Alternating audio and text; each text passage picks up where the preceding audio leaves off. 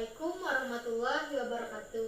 Halo semuanya, gimana nih kabarnya? Semoga kita semua dalam keadaan sehat walafiat. Nah, sebelumnya perkenalkan, nama Ibu Widya Vera Ilmanita, Ibu mahasiswi PPL dari Fakultas Keguruan Ilmu Pendidikan di Universitas Lambung Mangkurat. Pada pembelajaran kita hari ini, Ibu akan mengulang materi tentang manusia dan sejarah. Yang pertama kita bahas yaitu definisi sejarah. Sejarah berasal dari bahasa Arab yaitu syajaratun, yang artinya pohon dan juga berarti akar, berketurunan, asal-usul, dan silsilah. Yang dimaksud dengan pohon yaitu suatu pengibaratan sejarah seperti pohon yang tumbuh dari bawah tanah ke atas, bercabang, menumbuhkan dahan dan bunga hingga buah. Artinya, sejarah adalah suatu runtutan peristiwa terjadinya sesuatu dari akar hingga berbagai kejadian, peristiwa, konsekuensi, dan rekam jejak lainnya yang tumbuh seiring berjalannya zaman di masa lalu. Kemudian, ada ruang lingkup sejarah. Nah, ruang lingkup sejarah ini ada beberapa. Yang pertama itu ada unsur sejarah. Unsur sejarah pun ada beberapa macam, yaitu yang pertama ruang. Ruang merupakan tempat terjadinya suatu peristiwa yang menjadi bukti sejarah yang nyata. Nah, jadi ruang itu bisa dikatakan sebagai tempat. Nah, yang kedua itu ada waktu.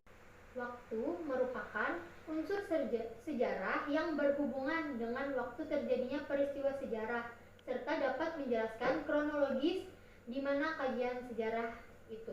Nah, jadi waktu ini merupakan kapan terjadinya suatu peristiwa sejarah itu. Nah, yang terakhir ada manusia. Manusia ini yang paling penting karena manusia itu merupakan pelaku sejarah itu sendiri.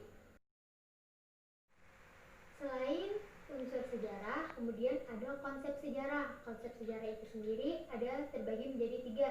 Yang pertama, sejarah sebagai peristiwa. Peristiwa yang benar-benar terjadi dan tidak terulang kembali dan bersifat objektif. Yang kedua, ada sejarah sebagai kisah. Kisah dari peristiwa masa lampau dan dipakai sebagai data sejarah. Dan itu bersifat subjektif. Maksudnya di sini cerita peristiwa sejarah tersebut berdasarkan cerita dari orang lain, kemudian ditulis oleh sejarawan itu. Nah, kemudian ada sejarah sebagai ilmu. Syaratnya itu empiris. Empiris itu berdasarkan kenyataan, terus memiliki objek, memiliki teori, dan kemudian memiliki metodologi atau cara penulisan dalam peristiwa sejarah itu sendiri. Konsep waktu dalam sejarah terbagi menjadi 4. Yang pertama, perkembangan. Perkembangan terjadi bila berturut-turut masyarakat bergerak dari satu bentuk ke bentuk yang lain. Yang kedua, ada kesinambungan. Kesinambungan terjadi bila suatu masyarakat baru hanya akan melakukan adopsi lembaga-lembaga lama. Contohnya semboyan negara kita, yaitu Bhinneka Tunggal Ika, yang diadopsi dari kitab Sutasoma dari Kerajaan Majapahit di abad ke-14. Yang ketiga, ada pengulangan.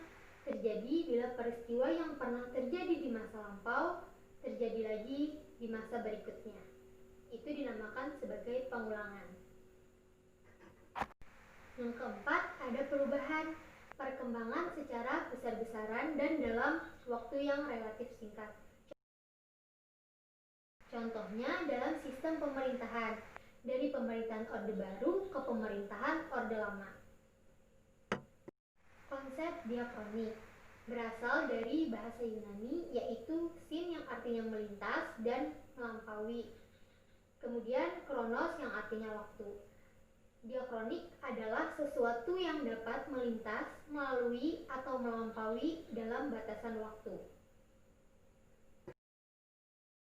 Diakronik bersifat memanjang berdasarkan waktu, namun terbatas pada ruang.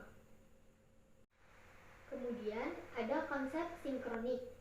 Konsep sinkronik mempelajari peristiwa sejarah dengan segala aspeknya pada masa atau waktu tertentu secara mendalam.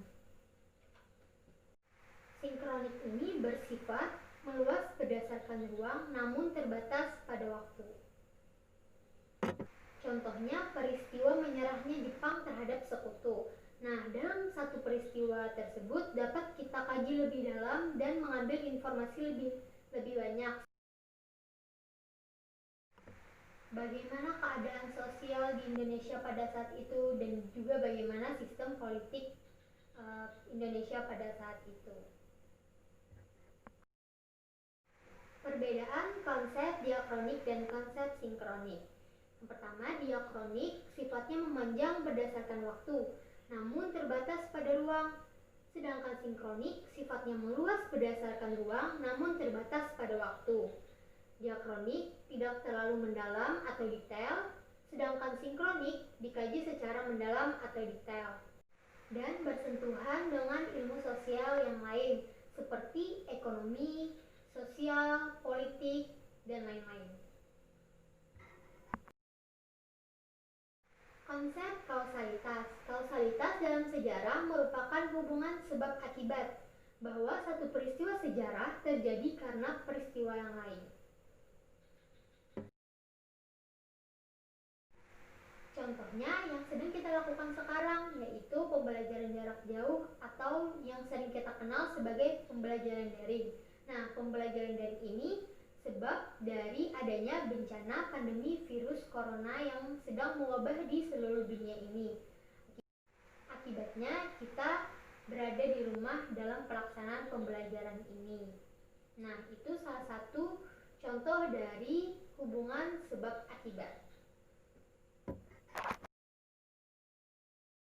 Nah, itu tadi sedikit penjelasan tentang manusia dan sejarah. Terima kasih atas perhatiannya. Jangan lupa belajar di rumah ya. Wassalamualaikum warahmatullahi wabarakatuh.